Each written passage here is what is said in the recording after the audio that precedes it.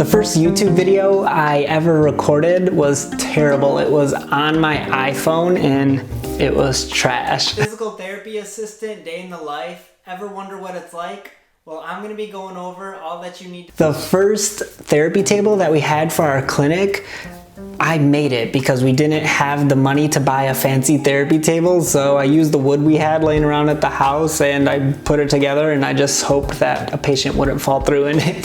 The first patient that we seen in physical therapy, we didn't even get paid for. We didn't get reimbursed for it because we submitted the claim wrong and we got denied. The first patient that I had to call because we got a script from the doctors, I was expecting the call to go to voicemail, but then the patient actually answered and I didn't know what to say, and it was super awkward and uncomfortable. Oh, that was terrible. The first person to start commenting on my videos, his name was Anatomy. It was so funny. I had like 20 subscribers at the time, and he was like, "Tony, when you get more subscribers, don't forget about me, like you're gonna do big." And I'm like, what are you talking about? I have no subscribers or nothing, like this is so tiny.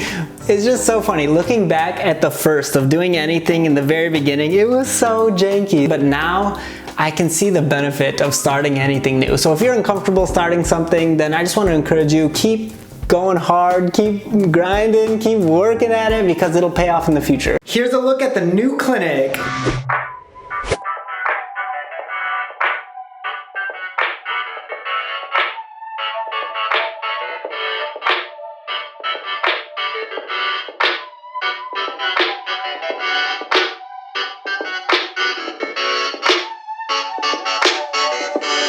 So what do you guys think of the new clinic? Yay, nay? Tony, it's cool. Tony, it's terrible. We're also gonna be doing new things now in this facility. Someone is renting space from us to be teaching classes now. She's gonna be teaching HIIT classes, high intensity interval training classes.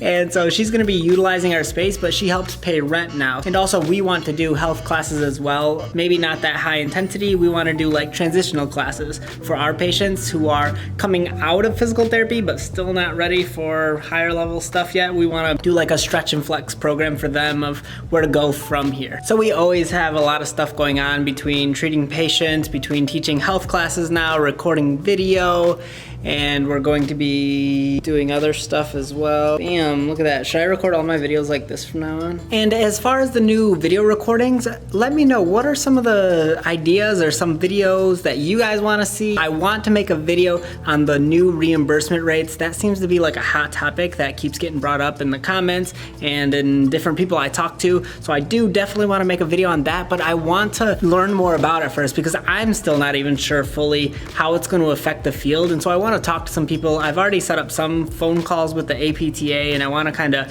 dive deeper into that, and hopefully I can make a video on that because I know a lot of you guys are worried about that and wondering how it's going to affect you. And something else that we got is new outfits. Well, we technically didn't get new outfits. We just got all black outfits and then we just put our logos on them, but that's all we wear now, is just all black.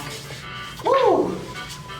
What is your take on the dress code in physical therapy? What do you guys think we should wear? Scrubs all day, or t-shirts, or blue jeans? Let me know.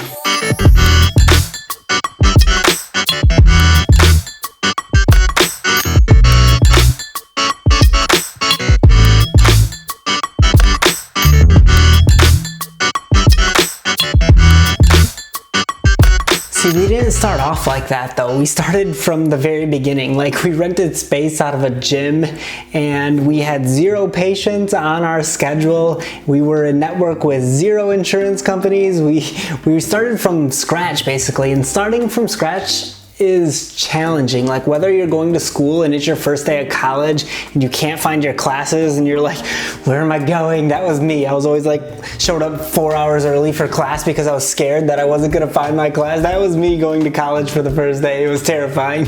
Or starting anything. I remember the first day I uploaded my first YouTube video, starting from 0 subscribers, 0 views, zero anything. Starting from scratch is just challenging because what you're doing is stepping out of your comfort zone. You're stepping into something new, and that is hard with whatever you're doing. That uncertainty of, is this gonna work out? And just the unfamiliarity, when you're unfamiliar with something, you know what I mean? I'm terrible with speaking, but yet you guys watch my videos, I don't even understand this. But I feel like in that uncomfortability is when you grow. It's when you challenge yourself that you learn new experiences and you gain new skills for the future. Like starting a YouTube channel, there's so many things that I've learned about shooting video and how to talk to people and how to get comfortable even talking to a camera. Like the more I do it, the more skills I learn and build upon that, but then I can translate it into other aspects of my life. So now when I'm talking to patients, I can talk more easily to them and it's not that big of a deal. Or when I have to make a Facebook video for our physical therapy page,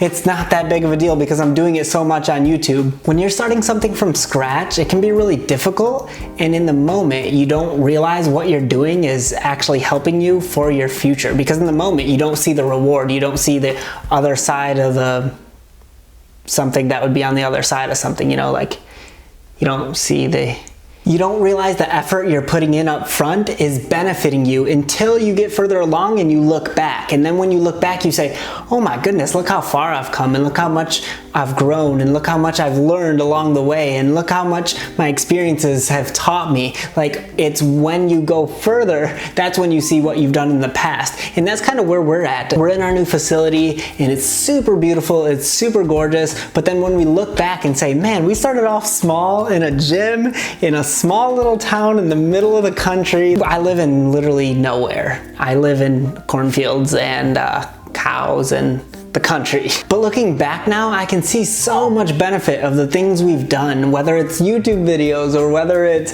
starting a clinic or whether it's making an online course, like whatever we're doing with the things that Megan and I are both doing together. I feel like looking back at it now, we see, man, look how far we've come. And that's what I want to inspire you with today is like, maybe you don't see the benefit of going to school every day because you're like, oh, I could learn this stuff online, or oh, I could just do this on my own, or man, this is so expensive, or wherever you're at. Maybe you're starting a new clinic and you're like, this is frustrating. Am I even gonna succeed? I feel like I want to inspire you or encourage you that keep working at it, because when you look back down the road and you can see the benefits or the reward from all the hard work you've put in. That's all I had time for today. I don't have any more time to record. Oh, it's so stressful. So much to do, so little time. See you next week. Bye.